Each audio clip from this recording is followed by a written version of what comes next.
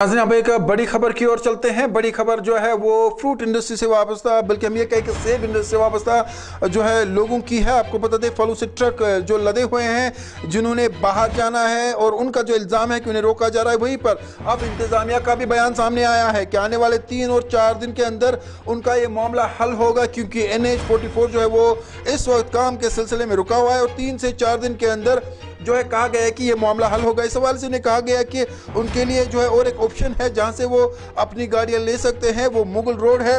इस हवाले से नाज़रीन हम मज़ीद बताएंगे कि फलों से लदे हुए ट्रकों को रोकना और NH-44 पर रुकावटें अगले 3 से 4 दिनों में ख़त्म होने का इम्कान है, ये हुक्काम का कहना है।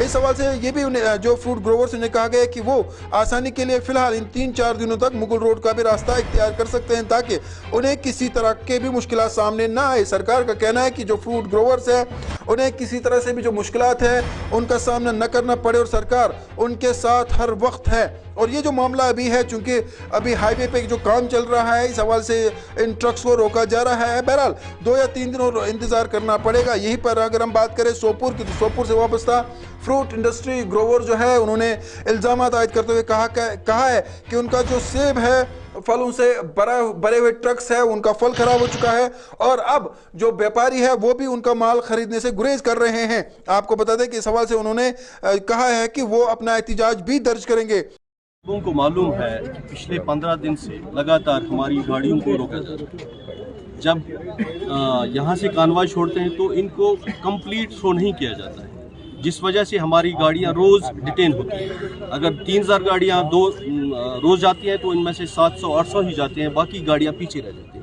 इसका डायरेक्ट असर एक तो ग्रोवर पर आता है, दूसरा जो हमारा ट्रांसपोर्ट है वो बहुत ही इफेक्टेड होता है। जो हमारे ड्राइवर हैं 7-7, 8-8 रोज़ वो लगातार नेशनल हाईवे पर रहते हैं, उनको खाने पीने का कोई इंतज़ाम नहीं होता है। उनके बच्चे भूख से जो आगे उनको जाना होता है अपने डेस्टिनेशन पर वक्त से नहीं पहुँचते, माल सड़ा हुआ मंडियों में पहुँच जाता है, जिससे एक तो ग्रोवर पर असर पड़ता है, दूसरा ट्रैफिक जो ट्रांसपोर्ट इशू है उस पर भी असर पड़ता है। इनको किराया भी नहीं मिलता है और वो बेचारे गुहार लगाते हैं कि हम कैसे चलें इस हाईवे पर।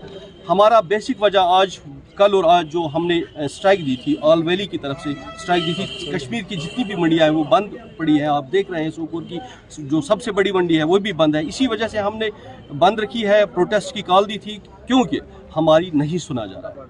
हम गवर्नर इंतज़ामिया साहब से उनसे भी इल्तिमास कर चुके हैं, हम चीफ सेक्रेटरी से मिले हैं, हम IG ट्रांसपोर्ट से मिले हैं, हर एक से जो भी एडमिनिस्ट्रेशन में है उनसे मिले हैं। अपने SP साहब उन्होंने कोशिश की, DC मोहतरमा उन्होंने कोशिश की हाई लेवल तक पहुंचने के लिए, लेकिन हमारी नहीं सुनी जा रही। नेशनल हाईवे पे हमारी गाड़ियों को जानबूझ के रोका जाता है, ये हमको मालूम नहीं है, लेकिन ये कौन सी साजिश है, किस साजिश के तहत ये ऐसा किया जाता है। आप देखें डाउन ट्रैफिक जब यहाँ से शुरू हो जाता है तो जाम हो जाता है, लेकिन जब ऊपर की तरफ से कानवाई आ जाए तो उसमें कोई जाम नहीं आ जाता है। आप देखें हमारी कार्डबोर्ड या रद्दी की गाड़ियाँ दिल्ली से लोड होती, तीसरे दिन वो यहाँ कश्मीर में इंटर करती है, लेकिन हमारी फ्रूट की गाड़ियाँ 8-8, 10-10 दिन काजीगुंड में रुकी पड़ी है। अभी परसों हम गए थे, वो तमाम आल वैली के लोग गए थे वहाँ पे।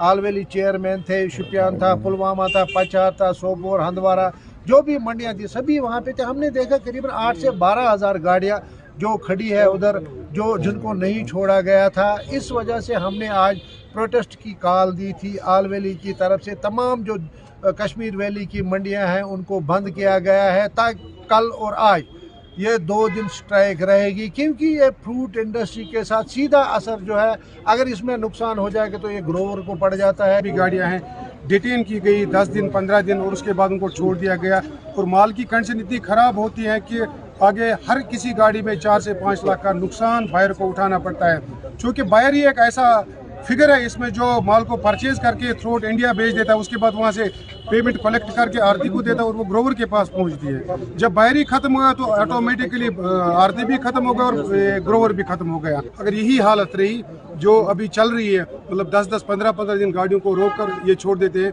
तो हमारी जो इक्तिसादियत है वो ख़त्म हो जाएगी।